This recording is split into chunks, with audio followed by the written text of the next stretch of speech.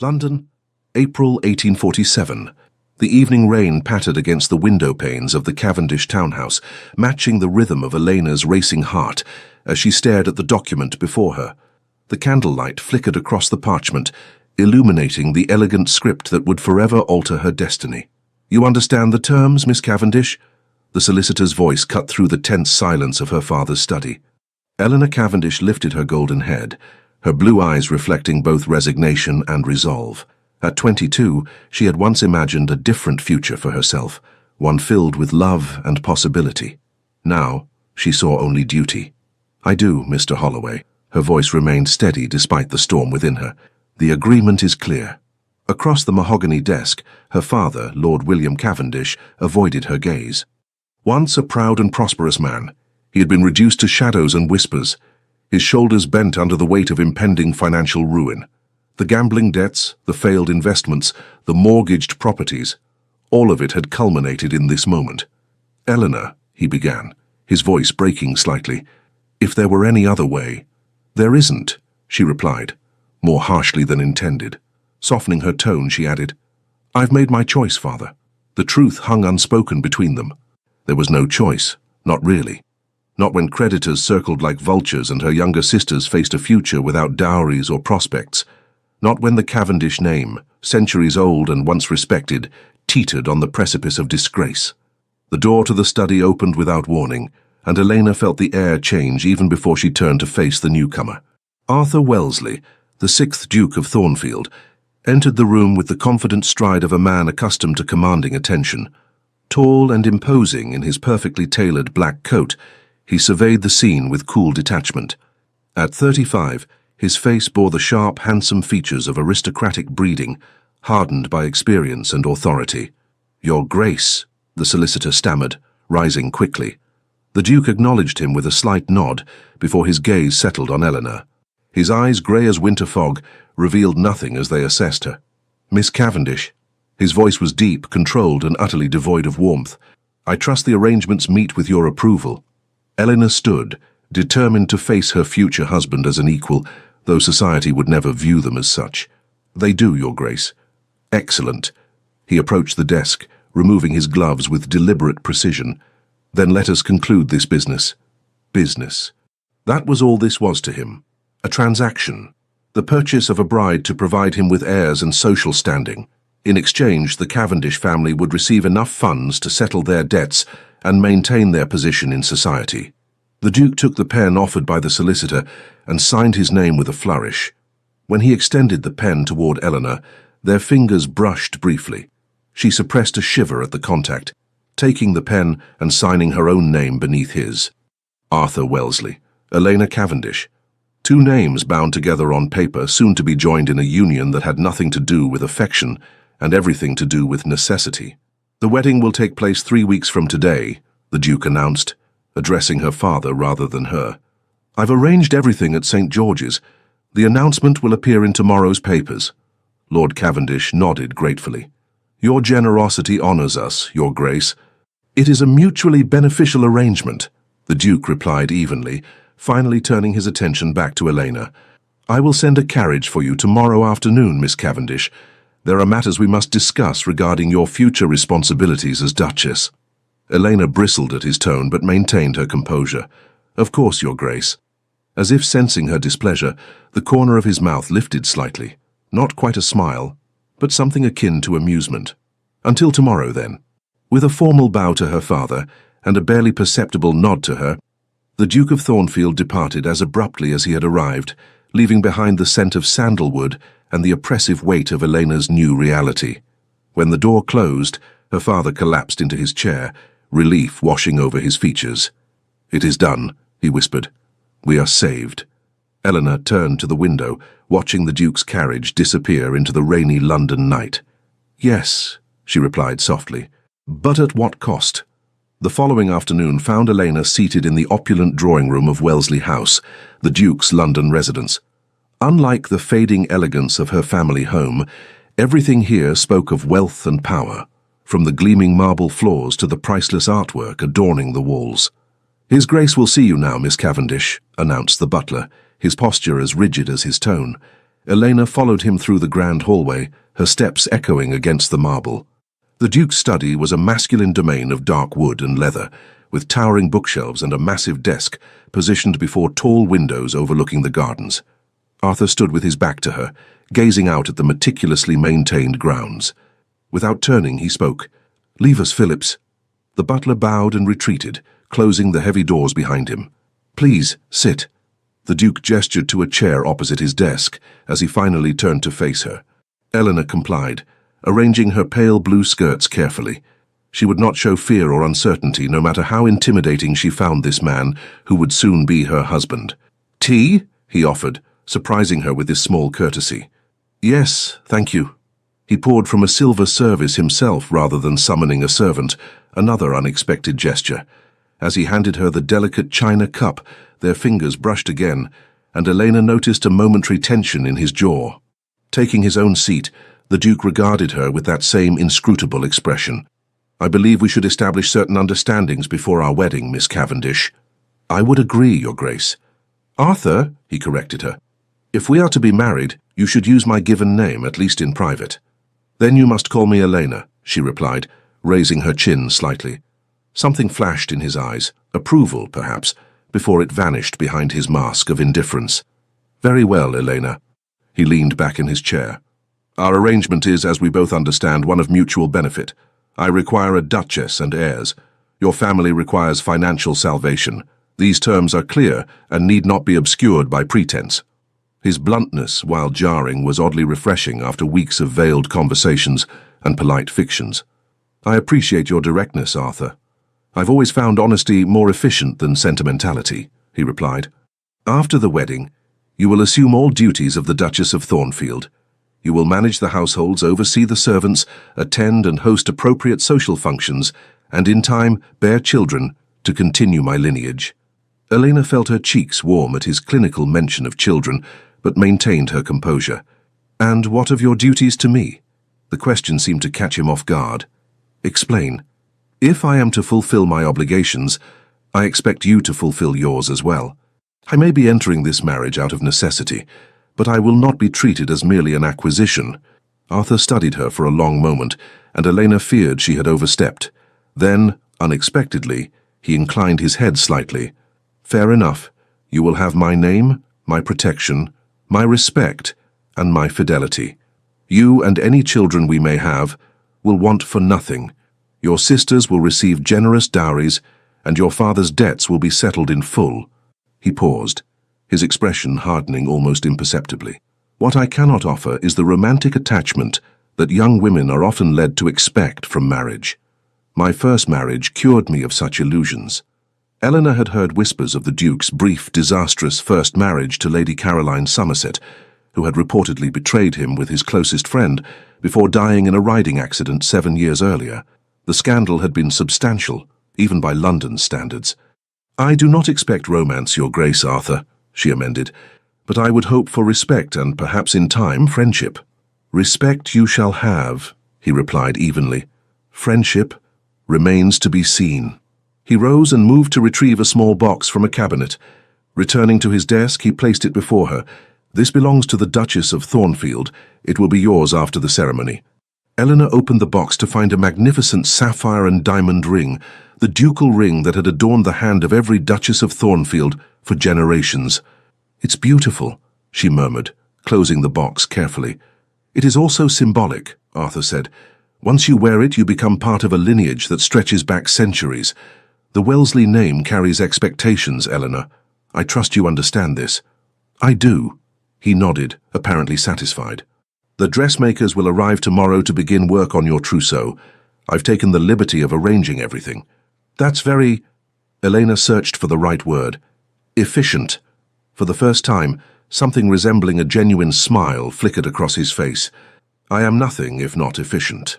As their meeting concluded, and Elena prepared to depart, Arthur escorted her to the entrance hall. At the door, he hesitated, then said, "One more thing, Elena. After we are married, you will reside primarily at Wellesley Abbey in Hampshire. London society can be unkind to new duchesses, particularly those whose marriages are arranged as ours has been." The implication was clear. He meant to shield her from gossip and scrutiny by keeping her away from London. While part of her appreciated the consideration, another part bristled at being hidden away like something shameful.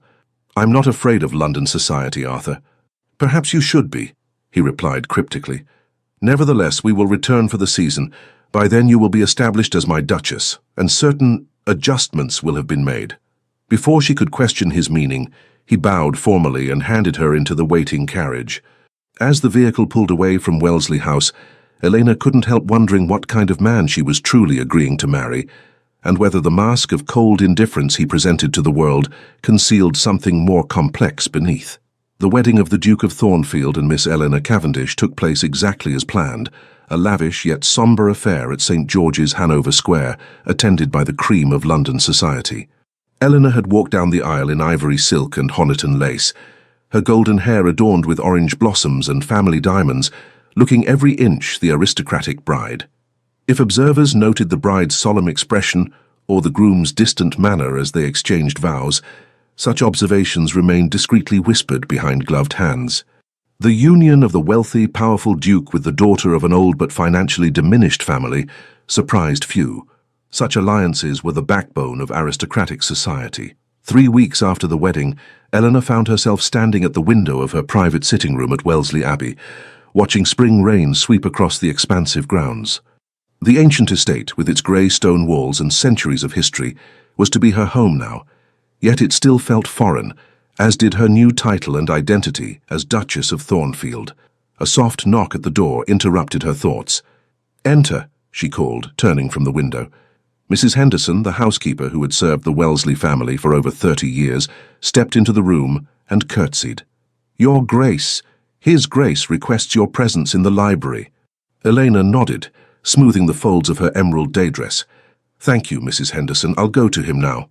As she made her way through the long gallery lined with ancestral portraits, Elena couldn't help feeling the weight of their painted gazes.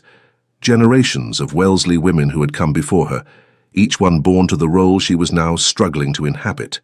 The past 3 weeks had been a careful dance of politeness between her and Arthur.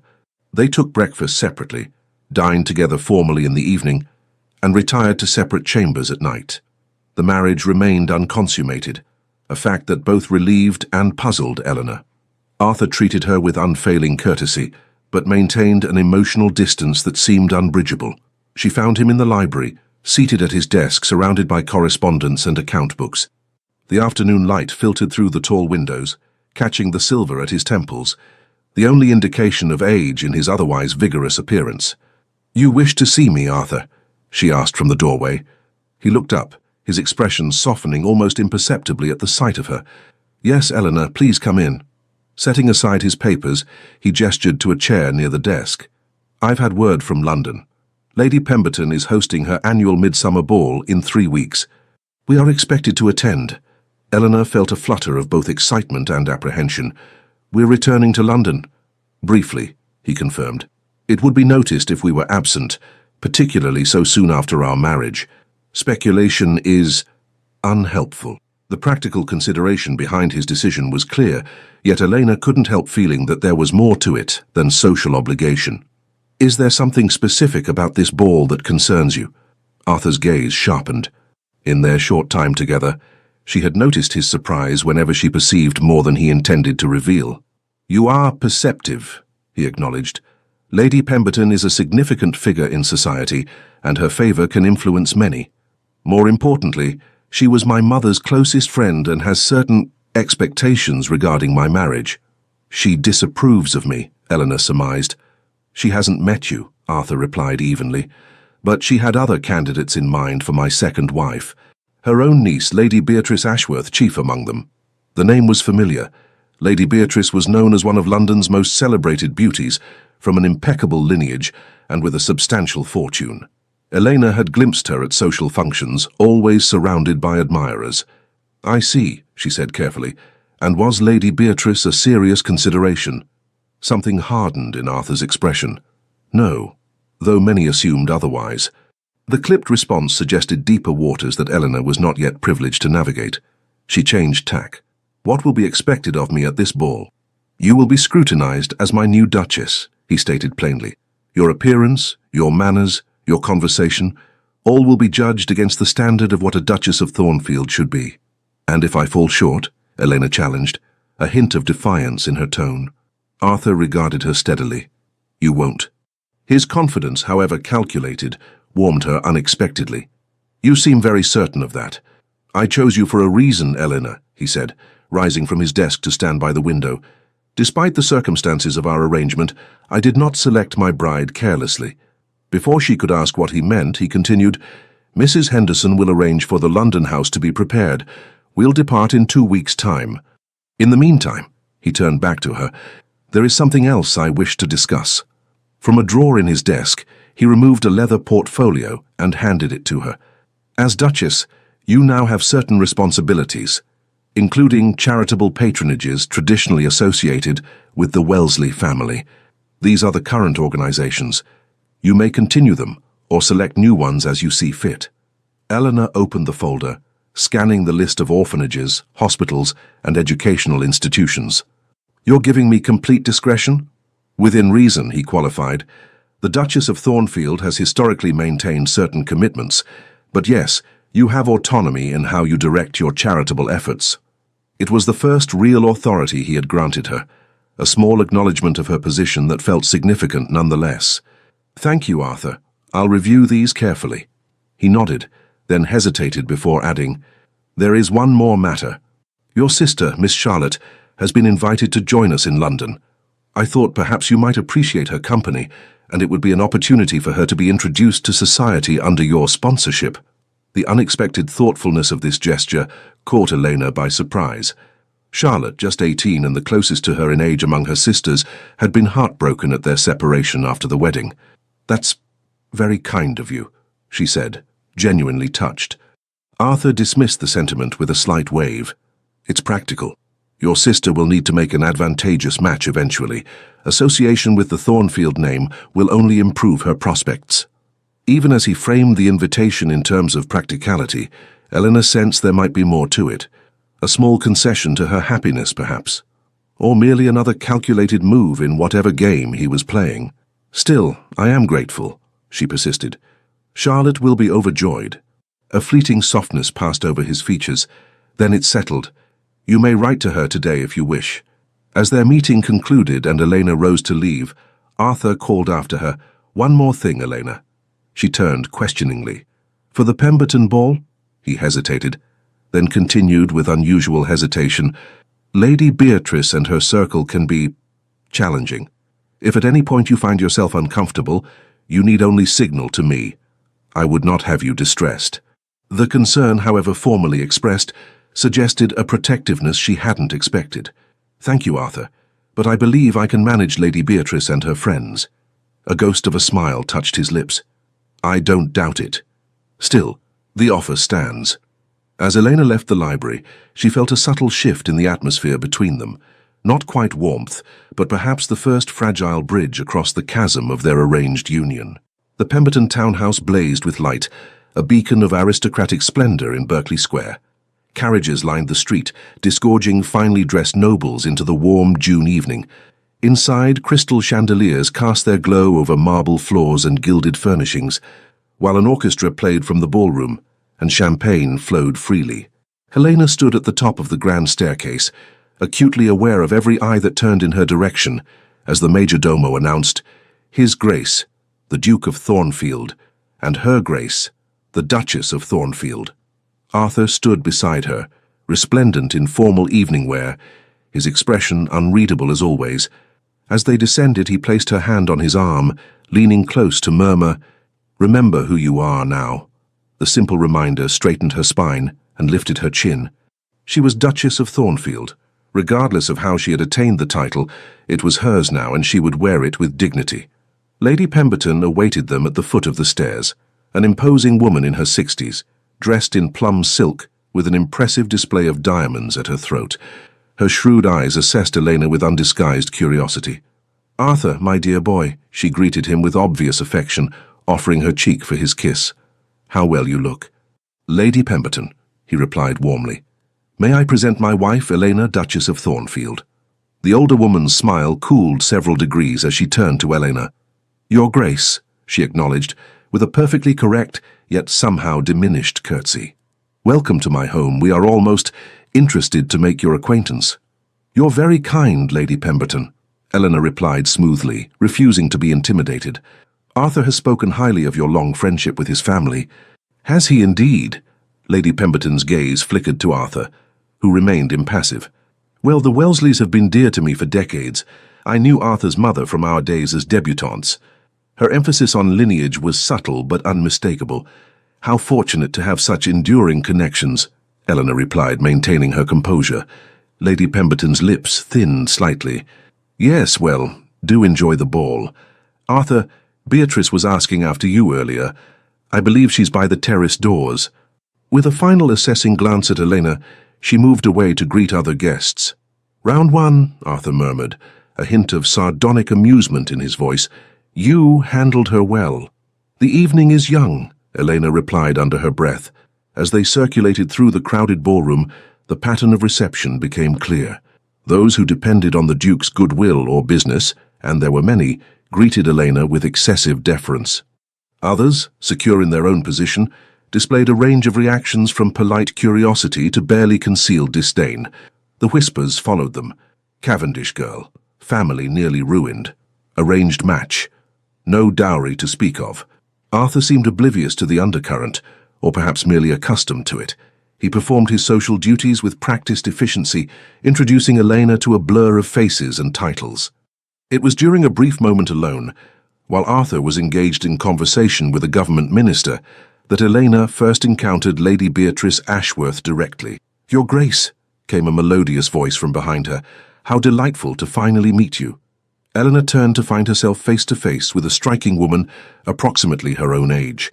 Lady Beatrice was undeniably beautiful, with glossy dark hair, luminous skin, and eyes the colour of amber.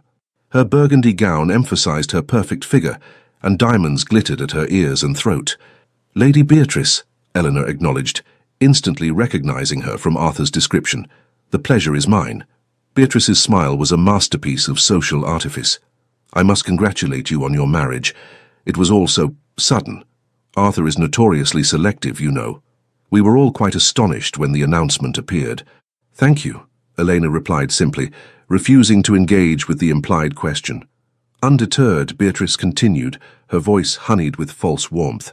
"You must find it all rather overwhelming. The title, the responsibilities. Thornfield has been without a duchess for so long. Arthur's mother, the late Duchess, was such a formidable woman. They say Wellesley Abbey has never been the same without her guiding hand." "Every generation brings its own changes," Elena observed carefully. "Change can be refreshing." "How progressive of you," Beatrice remarked with a tinkling laugh that attracted the attention of nearby guests. "Though some traditions are sacred, wouldn't you agree? Especially in families like the Wellesleys, where lineage is everything." The barb was expertly delivered, reminding Elena and anyone listening of her comparatively modest background. "Traditions evolve, Lady Beatrice," Elena countered calmly. "Otherwise we'd all still be living in caves." A flash of anger crossed Beatrice's perfect features before she composed herself. How charmingly unconventional. But then, Arthur always did have unexpected tastes, even in his first marriage. The reference to Caroline, Arthur's first wife, was deliberately provocative. Elena maintained her smile, though her pulse quickened at the obvious attack. "If you'll excuse me," she said, preparing to step away, "I should rejoin my husband."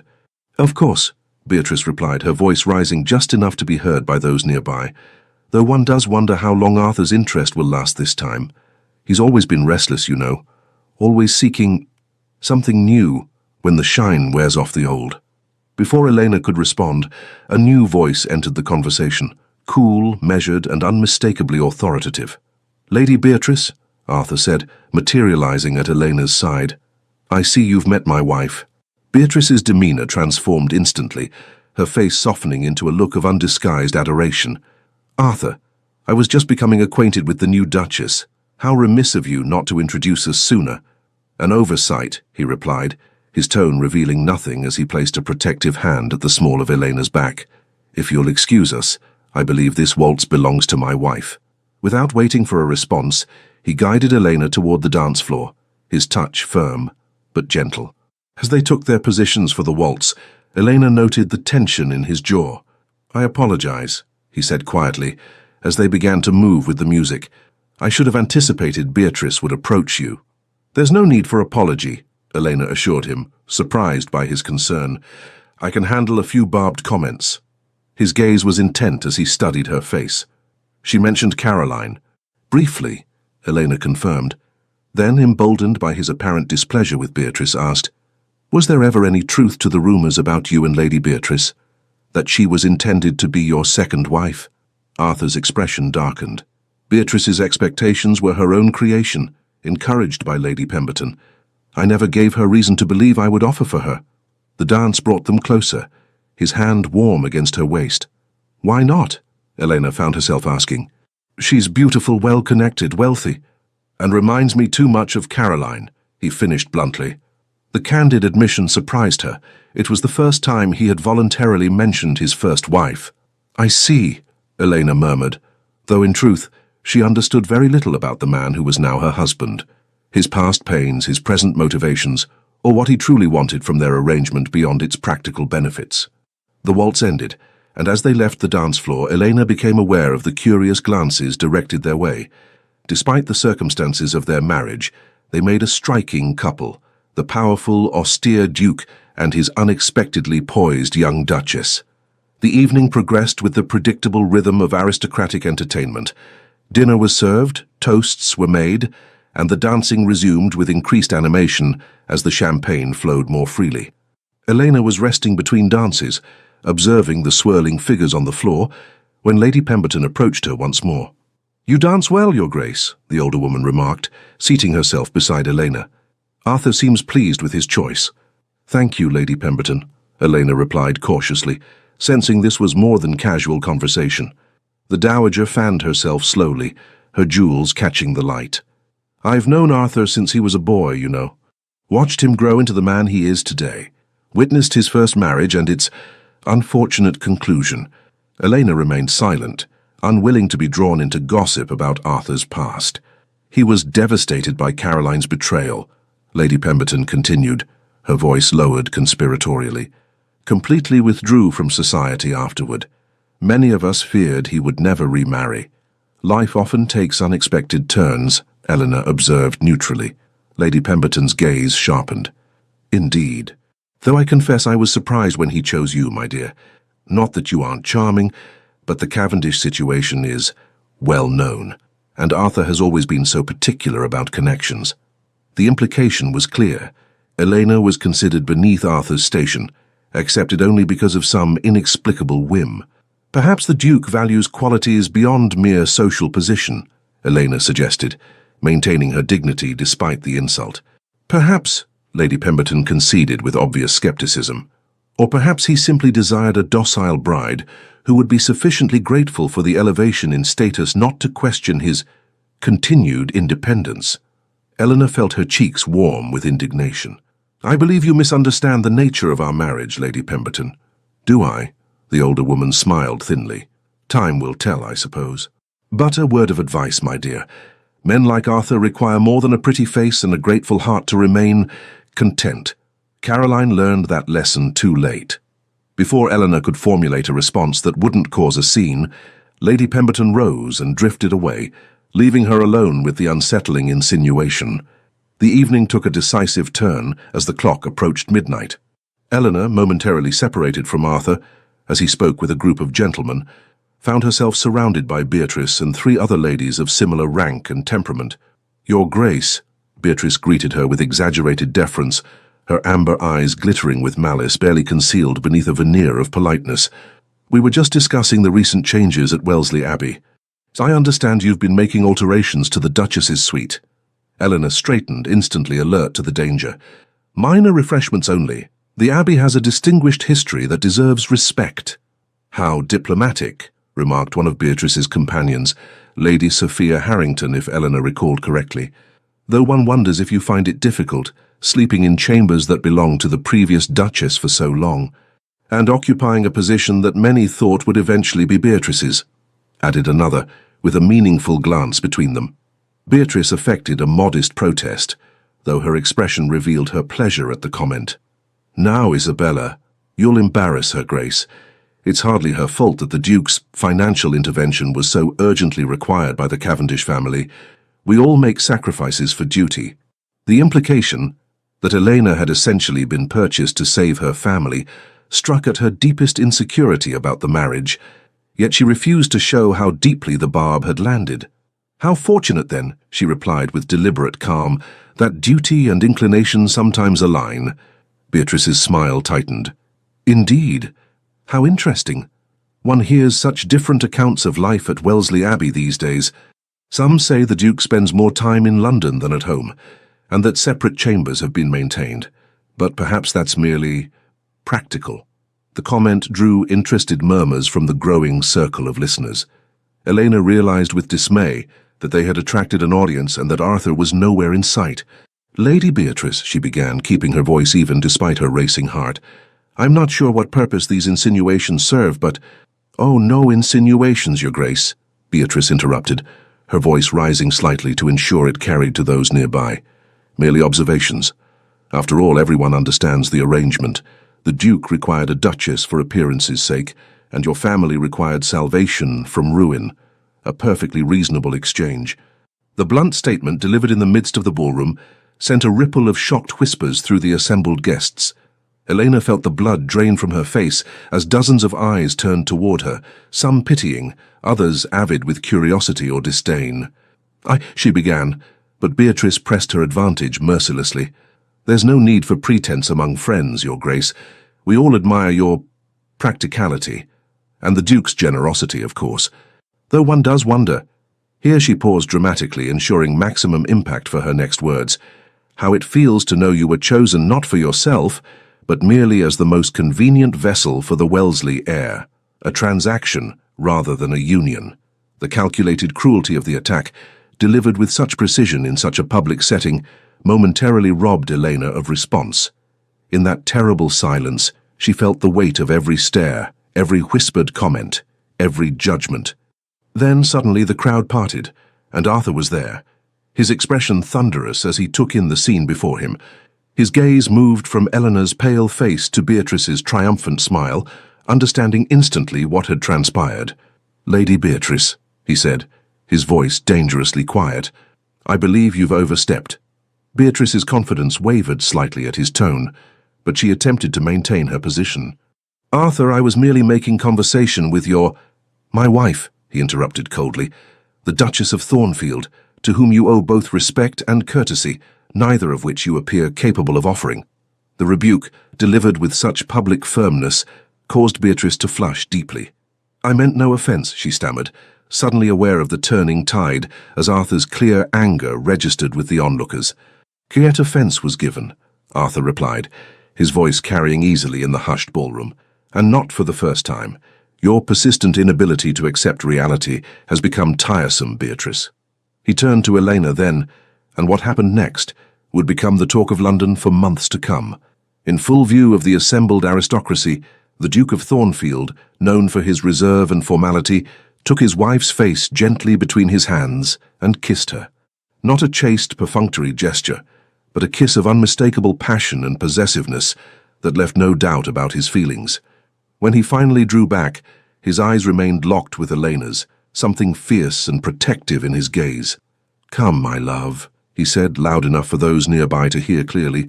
"I believe we've had quite enough of this evening's entertainment." The silence that followed them as Arthur led Elena from the ballroom was profound, broken only by the furious sobs of Lady Beatrice and the excited whispers that erupted in their wake. In the carriage returning to their London residence, Elena sat in stunned silence, her fingers pressed to lips that still tingled from his unexpected kiss. "Why did you do that?" she finally asked, as they travelled through the quiet streets. Arthur, seated opposite her, regarded her with an expression she couldn't quite decipher in the dim light. "Because it was necessary." "Necessary," she repeated, a hint of bitterness creeping into her voice. "To salvage appearances, you mean?" "No," he said quietly. "To protect what is mine."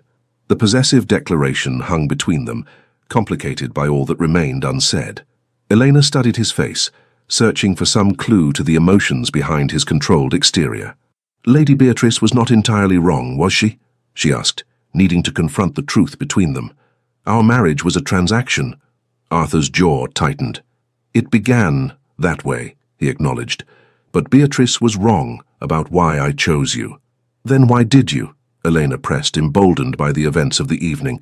Out of all the eligible women in London, why select the daughter of a ruined family? The carriage swayed gently as it continued through London's darkened streets. Arthur's face was half in shadow, but Elena could see the tension in his shoulders, the careful control in his expression as he considered her question. I chose you, he finally said, his voice low, because unlike the others, you looked at me rather than my title or fortune. Elena's breath caught at this unexpected admission.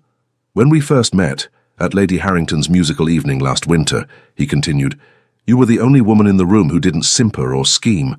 You spoke your mind about Beethoven's sonata, while everyone else merely echoed whatever opinion they thought I held. That impressed me. Elena remembered the evening well, a brief, unremarkable conversation she'd nearly forgotten. She had no idea he'd even noticed her. I observed you after that, Arthur admitted, the way you cared for your sisters, your dignity despite your family's declining circumstances, your intelligence. When I learned of your father's situation, I saw an opportunity that could benefit us both. His gaze met hers directly now. I didn't want another Caroline, someone who married me for my position while harboring resentments and desires elsewhere. I wanted someone with strength of character, who would uphold the responsibilities of a duchess, someone who understood duty and loyalty. You make me sound like a suitable horse, Elena said softly, chosen for good breeding and temperament. A flicker of something, regret perhaps, crossed his face. That was not my intention. I meant to compliment your character, not diminish your worth. The carriage turned into the courtyard of their London house, and Arthur hesitated before adding, what happened tonight, Beatrice's cruelty, was my fault. I should have anticipated it and protected you better. I don't need protection, Elena insisted, though his concern touched her. Only honesty. As the carriage stopped, Arthur surprised her by moving to sit beside her, taking her gloved hand in his. Then honestly, Eleanor, I am pleased with our arrangement, more than I expected to be.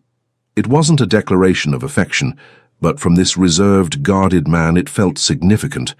The warmth of his hand through her glove, the intensity of his gaze, these spoke of something evolving between them that neither had anticipated.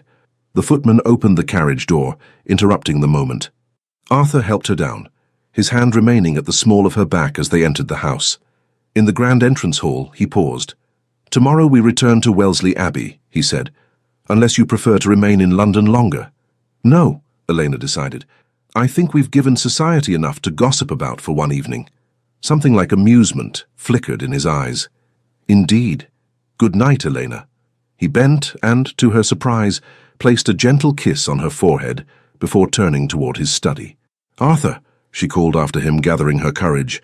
That kiss at the ball, was it merely for appearance's sake? He stopped but didn't turn fully. No, he said simply. It was not. With that cryptic response, he disappeared down the corridor, leaving Elena to contemplate this new, confusing shift in their carefully negotiated relationship. The return to Wellesley Abbey brought a subtle but unmistakable change in their dynamic. While they still maintained separate chambers and many of the formal aspects of their arrangement, other boundaries began to blur. Arthur no longer confined himself exclusively to his study, but joined Elena in the library or drawing room in the evenings. They spoke of books, music, the estate management, conversations that gradually became less guarded, occasionally even warm. On a particularly fine morning in late June, Elena was reviewing correspondence in her sitting room when a knock came at the door. To her surprise, it was Arthur, rather than a servant who entered at her invitation. I thought you might like to see the Eastern Gardens today, he said without preamble. The roses are at their peak and the head gardener tells me you've taken an interest in his work. The invitation, so casually offered, represented another small breach in the wall between them. I'd like that very much, Eleanor replied, setting aside her letters. They walked together through the formal gardens, the morning sun warming the ancient stone walls and highlighting the vibrant blooms. Arthur, to her surprise, knew the history of every section, which Duchess had commissioned which planting, how the design had evolved over generations. My mother loved these gardens, he told her, as they paused by a particularly magnificent display of white roses. After she died, my father let them fall into disrepair. When I inherited, restoring them was one of my first projects. It was the most personal information he had volunteered about his family, and Eleanor treasured the small confidence. "They're beautiful," she said sincerely. "Your mother would be proud." Arthur's expression softened momentarily. "Perhaps." She was difficult to please. "And was your father equally demanding?" Eleanor ventured, curious about the family that had shaped him. "My father was—" he paused, choosing his words carefully, "a traditional duke, concerned with duty, lineage, appearances, not given to displays of affection or approval." The measured description suggested deeper complexities that Arthur wasn't ready to share, but even this glimpse into his past felt like progress. As they continued their walk, Elena gathered her courage to address what had remained unspoken between them since their return from London. "Arthur, about what happened at the Pemberton ball—" "You were exemplary," he interrupted. "Lady Beatrice behaved abominably, but you maintained your dignity admirably." "Thank you, but that's not what I meant to discuss," Elena persisted gently. "Since that night, things between us have seemed different." Arthur stopped walking, turning to face her fully. In the clear morning light, his grey eyes appeared less forbidding than usual. "Different how?" "Less formal," she clarified. "More like a true marriage than a business arrangement." His expression became guarded again. "Does that concern you?" "No," Eleanor answered honestly. "It confuses me. I'm not sure what you want from me now." Arthur was silent for a long moment, studying her face as if searching for something. "What I want," he finally said, "is complex. When we married, I believed I could maintain a distance. Emotional detachment seemed safer, cleaner. But I find myself unexpectedly drawn to you, Elena. Your courage, your grace under pressure. It has made me question my own careful rules." The admission, delivered with such reluctant honesty, touched her deeply. "I felt it too," she confessed. "This shift between us." Something vulnerable flickered in his eyes before he masked it. "We should proceed carefully. My first marriage taught me the dangers of allowing sentiment to cloud judgment." "What happened with Caroline?" Elena asked softly, knowing she was treading on sensitive ground but needing to understand the shadows that still haunted him. Arthur's jaw tightened. For a moment, she thought he would refuse to answer, retreat behind his walls of reserve. Instead, he gestured to a stone bench nestled among the roses. "Sit with me." When they were seated, he began, his voice controlled, but with an undercurrent of old pain. "Caroline Somerset was the most celebrated debutante of her season, beautiful, accomplished, from an impeccable family. Our marriage was considered the match of the decade." He paused, staring out across the gardens. "I was 27, recently inherited, and believed myself in love. Caroline seemed equally enamored, or so I thought. The first year was happy, or what I believed was happiness." Another pause, longer this time. "Then I discovered her affair with James Blackwood, my closest friend since childhood. It had been ongoing since before our wedding." Eleanor's heart ached at the betrayal he described. "Arthur, I'm so sorry." "The worst part wasn't the infidelity," he continued as if he hadn't heard her. "It was learning that our entire marriage had been a charade. She married me for my title while loving him. Every tender moment, every intimate confidence, all false." The revelation explained so much about his guarded nature, his reluctance to trust. "And her death?" Eleanor asked gently. "The riding accident occurred 3 months after I confronted her," Arthur said, his voice flat. "She was attempting to reach Blackwood's estate through the woodland path, a dangerous route in poor weather. Her horse stumbled on the rain-slick stones of the old bridge." His hands clenched slightly. "Society blamed me, of course. Whispers that I had driven her to desperation, that I had been cold and unforgiving. Lady Pemberton was particularly vocal in her criticism. Is that why you avoided remarrying for so long?" Arthur nodded slowly. "Marriage seemed an unnecessary risk. I had an heir in my nephew, my younger brother's son. There seemed no reason to subject myself to potential betrayal again. Until your family's financial difficulties created an opportunity," Eleanor supplied, unable to keep a hint of hurt from her voice. He turned to her then, his expression intense. "Yes, initially. But Eleanor, you must understand.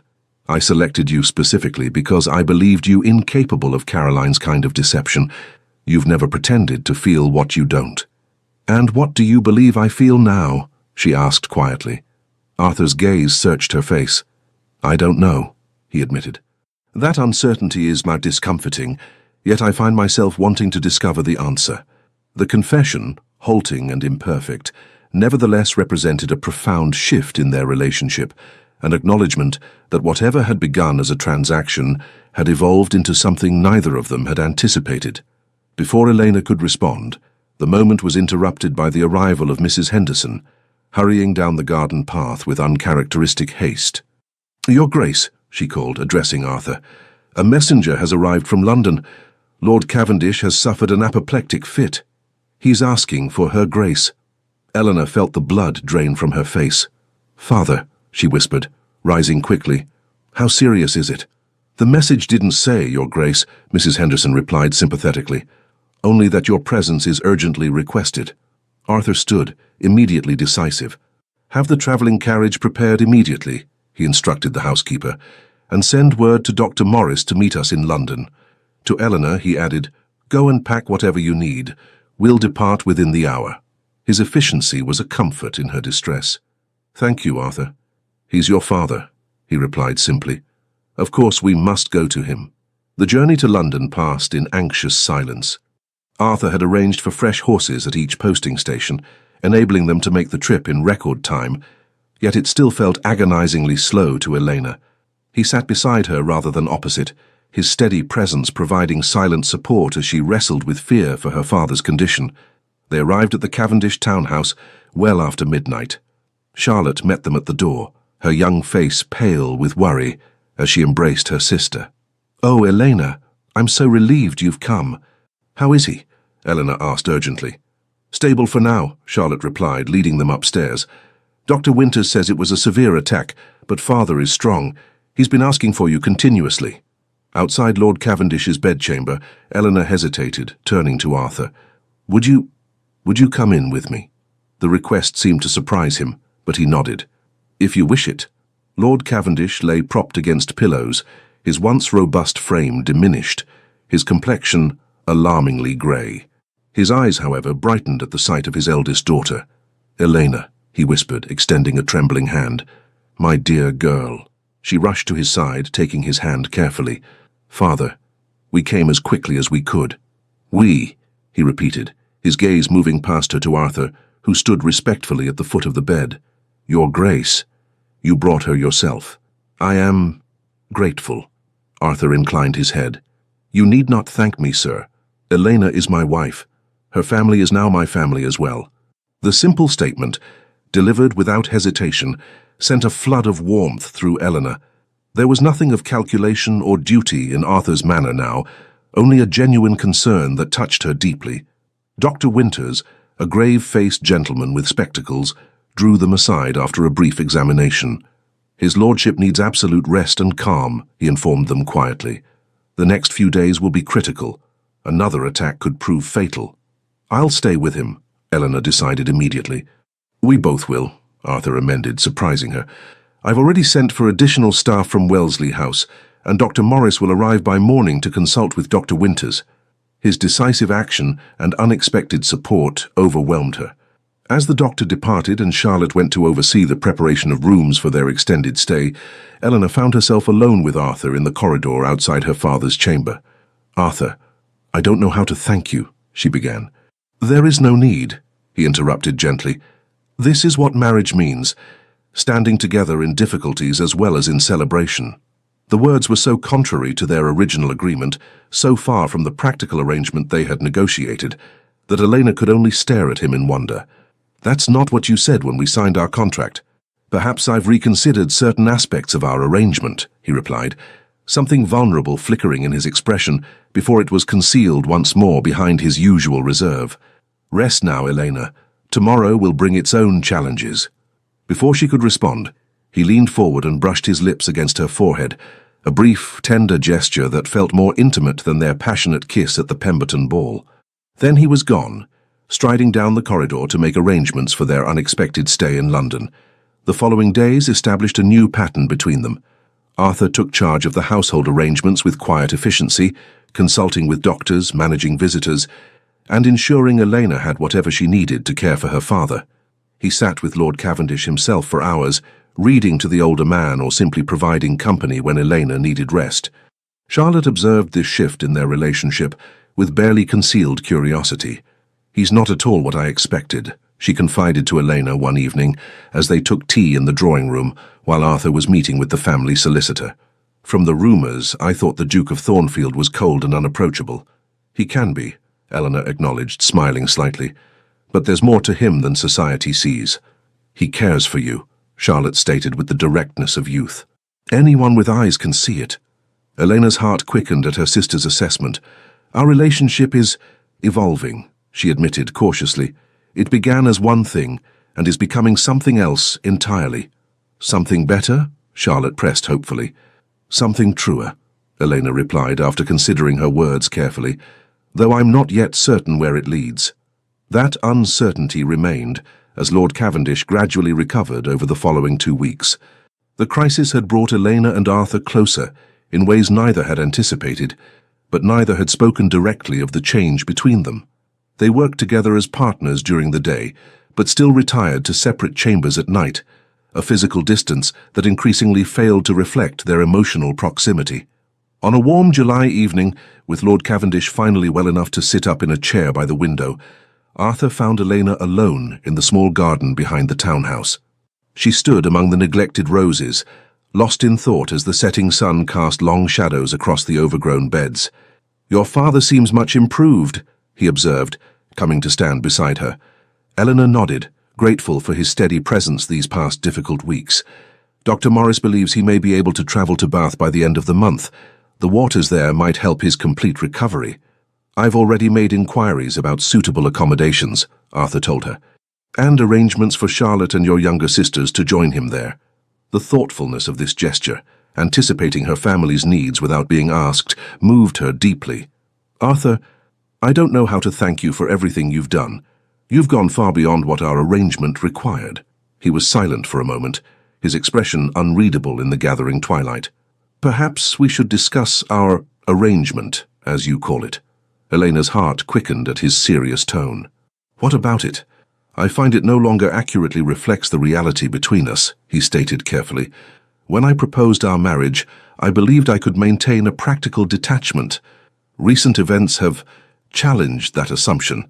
She held her breath, afraid to hope yet unable to suppress the warmth spreading through her at his words. "In what way?" Arthur turned to face her fully, his customary reserve giving way to an intensity that made her pulse race. "I care for you, Elena. Far more than I intended or expected. These weeks, seeing your strength and grace under pressure, your devotion to your family, they have affected me profoundly." "Arthur," she whispered, hardly daring to believe what she was hearing. He took her hands in his touch gentle yet firm. "I don't expect you to return these feelings. Our marriage began as a practical arrangement, and you have fulfilled your part admirably. But I find I want more than what we agreed upon. I want a true marriage, in every sense." The vulnerability in his admission, this proud, guarded man laying his heart before her, moved Elena beyond words. In that moment, she recognized the truth of her own feelings, growing steadily since that kiss at the Pemberton ball, perhaps even before. "I want that too," she confessed softly. "I've come to care for you, Arthur, the man behind the Duke's facade.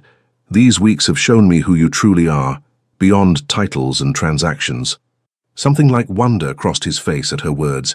Slowly, giving her every opportunity to withdraw, he drew her closer.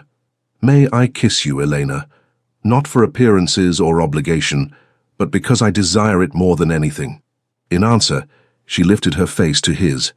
This kiss was different from their first, not a public declaration or statement of possession, but a tender exploration, a beginning rather than a tactical maneuver.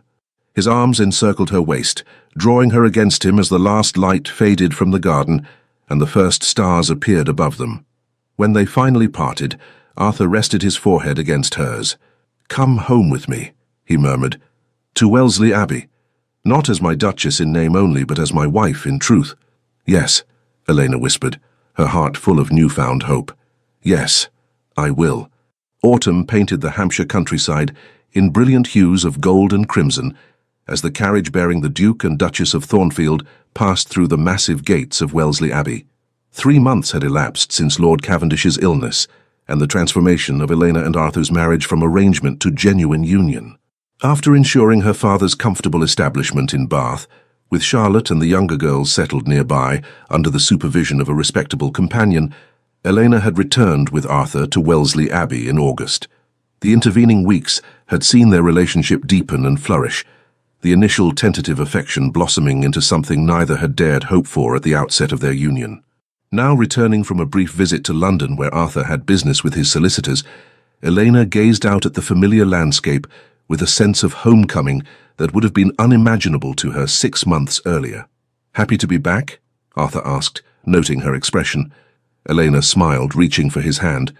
"Very much so. London has its attractions, but Wellesley has become home to me now." The simple admission pleased him visibly. "And you've made it more of a home than it has been in decades," he told her. "Mrs. Henderson commented just last week that the Abbey hasn't felt so alive since my mother was alive." Coming from the reserved housekeeper who had initially viewed Elena with skepticism, this was high praise indeed. "I'm glad," she replied sincerely, "though I've hardly made dramatic changes." "You've changed more than you realize," Arthur said thoughtfully, "not just in the house, but in those who inhabit it, including me." The carriage rolled to a stop before the imposing front entrance, where the staff had assembled to greet their return. As Arthur handed Elena down, she was struck once again by the contrast between her first arrival as a nervous bride and her return now as a confident, beloved duchess. Mrs. Henderson stepped forward with a formal curtsy that couldn't quite suppress her smile. "Welcome home, your graces. We've prepared everything as requested." "Thank you, Mrs. Henderson," Elena replied warmly. "It's good to be back." As they entered the grand hall, Arthur kept Eleanor's hand on his arm, leaning close to murmur, "I have something to show you. After dinner, if you're not too tired from the journey." His secretive smile intrigued her. "I'm not at all tired. What is it?" "Patience," he teased, a playfulness that still surprised and delighted her. "All will be revealed in due course." The evening passed pleasantly with a quiet dinner in the small dining room they preferred when not entertaining. Afterward, Arthur led Elena through the west wing of the Abbey, toward a section she had rarely visited. "Where are we going?" she asked, curiosity growing as they proceeded down corridors she didn't recognize. "You'll see," was all he would say, his expression both serious and anticipatory. They stopped before an ornately carved door that Elena didn't recall seeing before. Arthur hesitated, suddenly appearing almost nervous, an emotion she had rarely observed in him. "These rooms have been closed for many years," he explained. "They were my parents' private apartments, separate from the formal ducal chambers you've seen. After my mother died, my father sealed them off. I never had reason to open them again until now." With that mysterious statement, he produced a key and unlocked the door, leading Elena into a suite of rooms that took her breath away.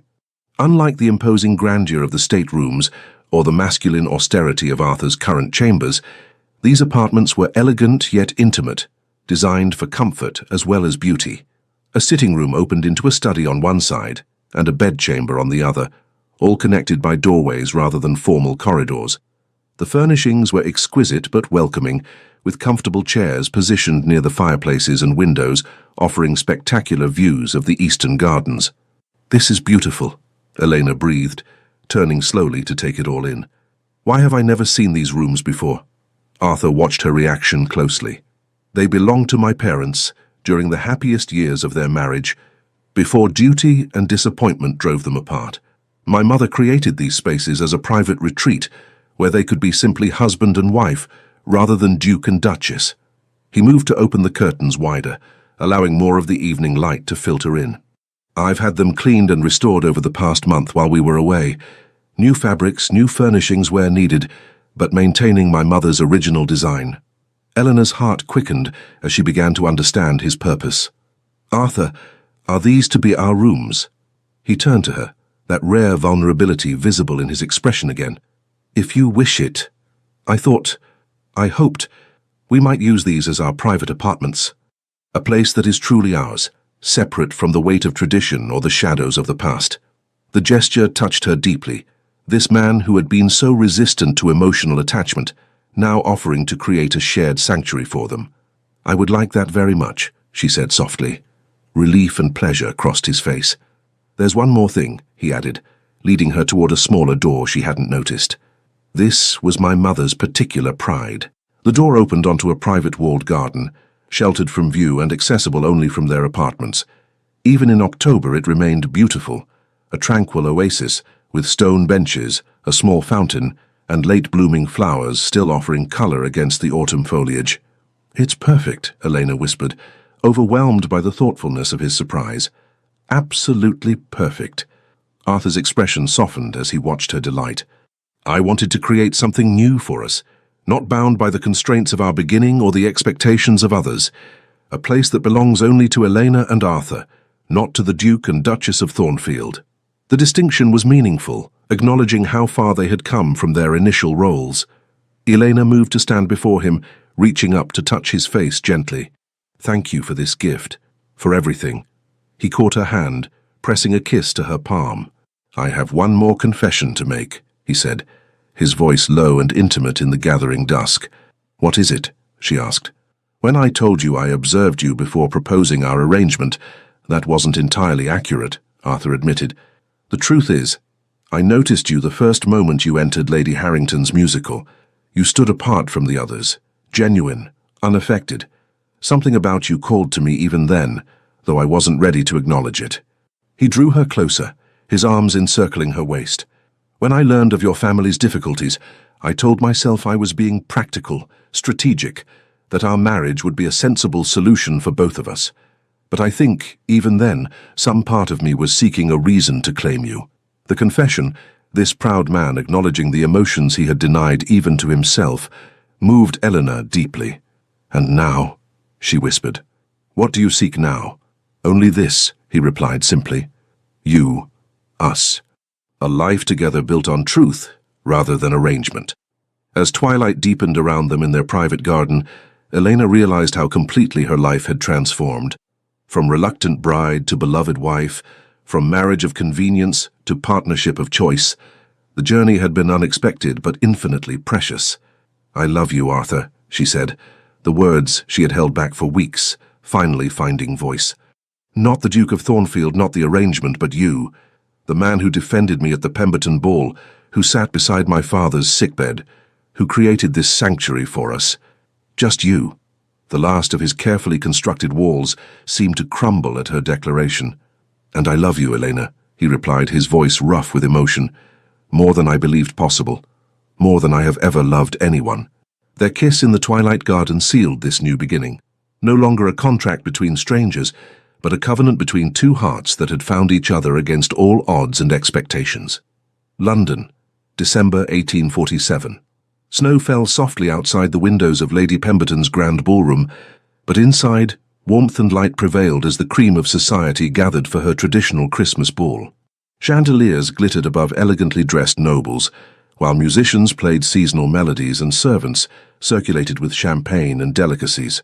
Near the entrance, a ripple of interest passed through the crowd as the major domo announced, "His Grace, the Duke of Thornfield, and Her Grace, the Duchess of Thornfield." Arthur and Elena descended the staircase together, a striking couple that drew every eye. Eleanor, radiant in a gown of deep burgundy velvet with diamonds at her throat and in her golden hair, smiled up at her husband with undisguised affection. Arthur, handsome in formal black evening wear, kept her hand possessively on his arm, his customary reserve softened by the tenderness in his gaze whenever it rested on his wife. Lady Pemberton hurried forward to greet them, her manner markedly different from their last encounter at her ball. "Arthur, my dear boy, and Duchess, how perfectly lovely you look tonight. We are so honored by your presence." The change in her attitude was unsurprising. In the month since the scandal at her midsummer ball, society had witnessed the transformation of the Duke and Duchess of Thornfield's marriage from supposed arrangement to obvious love match. Their evident happiness and Arthur's clear devotion to his wife had silenced most of the earlier whispers and turned many former critics into eager supporters. "Lady Pemberton," Arthur acknowledged with cool courtesy. "A beautiful gathering, as always." "Indeed," Eleanor added warmly. "The decorations are particularly splendid this year." As they moved into the ballroom, Eleanor spotted Charlotte across the room, looking enchanting in her first formal gown as a debutante. Under Elena and Arthur's sponsorship, Charlotte had been introduced to society the previous month and was already attracting considerable attention from eligible gentlemen. "Your sister appears to be enjoying herself," Arthur observed, following Elena's gaze. "Thanks to you," she replied softly. "Your kindness to my family has meant everything, Arthur." He squeezed her hand gently. "They are my family now, too." As they circulated through the ballroom, accepting congratulations and engaging in polite conversation, Eleanor noticed Lady Beatrice Ashworth watching them from across the room. Unlike Lady Pemberton, Beatrice had not been quick to revise her attitude toward Elena. Still beautiful but noticeably thinner, with a brittle quality to her smile, she stood with a small circle of admirers, though her attention remained fixed on Arthur and Elena. "She still hasn't forgiven us," Elena murmured to Arthur. He glanced briefly in Beatrice's direction before dismissing her with a slight shrug. "Her forgiveness is irrelevant. Her ability to harm you, however, concerns me." "I'm no longer vulnerable to her barbs," Elena assured him. "Not now." The music changed to a waltz, and Arthur led Elena onto the dance floor. As they moved together with the practiced ease of partners who had grown increasingly attuned to each other, she reflected on how dramatically her life had changed in less than a year. Her father had recovered sufficiently to enjoy his new life in Bath, where he was courting a respectable widow who seemed to bring out the best in him. Charlotte was flourishing under Elena's guidance, while her younger sisters were receiving the education and opportunities that had once seemed impossible. And Elena herself had found a happiness beyond anything she could have imagined when she signed that fateful contract in her father's study. "What are you thinking?" Arthur asked, noticing her contemplative expression. "About beginnings and endings," she replied. "How what began as necessity has become the greatest joy of my life." His eyes softened. "Mine as well." As the waltz ended, Arthur kept her hand in his. "There's something I've been meaning to tell you," he said, leading her toward a quieter corner of the ballroom. "I received word from Dr. Morris yesterday." Elena's pulse quickened at his serious tone. "Is it about father? Has he suffered a relapse?" "No, nothing like that," Arthur assured her quickly. "It's about you, Elena. The symptoms you've been experiencing, the morning fatigue, the sensitivity to certain foods." Understanding dawned, and Elena's hand went instinctively to her abdomen. "You mean—" Arthur nodded, joy and pride evident in his expression. "Dr. Morris believes we will welcome a new Wellesley to the Abbey by midsummer." The news, suspected but now confirmed, filled Elena with overwhelming happiness. "A child," she whispered. "Our child." Arthur drew her closer, propriety momentarily forgotten as he pressed his forehead to hers. "The first of many, I hope," he murmured, "if you're willing." "Very willing," she assured him, blinking back happy tears. From across the room, Lady Beatrice watched their intimate exchange with narrowed eyes. Unable to contain her curiosity and resentment, she approached them with a brittle smile. "Your Graces," she greeted them with exaggerated deference. "How delightful to see you again after so many months." "Lady Beatrice," Arthur acknowledged coolly, his arm protectively around Elena's waist. Beatrice's gaze flicked between them, noting their obvious closeness. "Society has missed your presence these past months. Hiding away at the Abbey, I understand." "Enjoying my wife's company," Arthur corrected firmly. "A pleasure I would recommend to any husband fortunate enough to have married for love rather than convenience." The pointed remark struck home, and Beatrice's artificial smile faltered. "How romantic, though one does hear such interesting whispers about marriages that begin as arrangements." Eleanor met her gaze steadily. "Perhaps you should listen less to whispers, Lady Beatrice, and more to truth spoken plainly. Arthur and I are happy, genuinely, completely happy." "How fortunate for you both," Beatrice replied, unable to fully mask her bitterness. "Though happiness can be fleeting."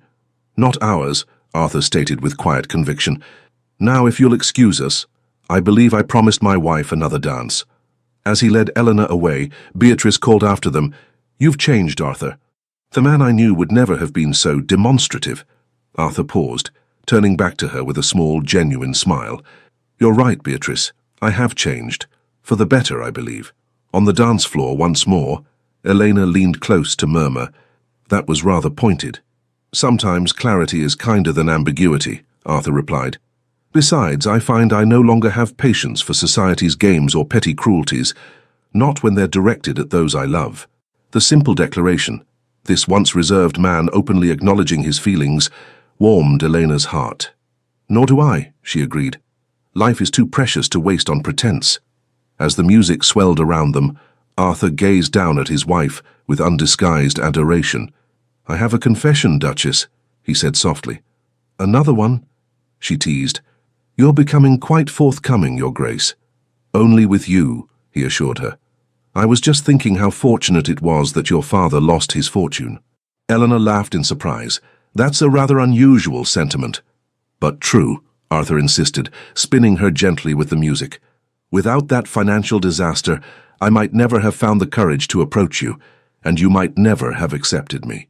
Perhaps fate has a sense of irony, Elena suggested, taking one kind of wealth to give us another, far more valuable.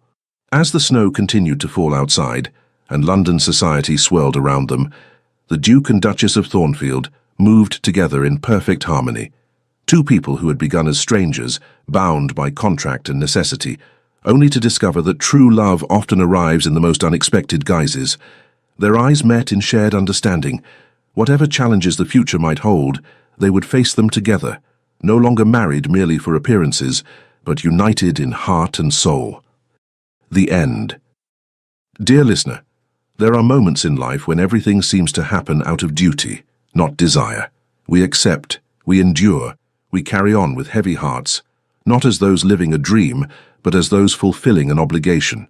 And yet, time, that wise old companion, has a way of turning the unexpected into a blessing, and the chill of duty into the warmth of true affection. The story of Elena and Arthur reminds us that not everything born of appearances ends without soul, that love can rise even after pain, that respect can heal old wounds, and that one gesture, like that kiss in front of so many judging eyes, can speak louder than 1,000 promises. Real life is no different.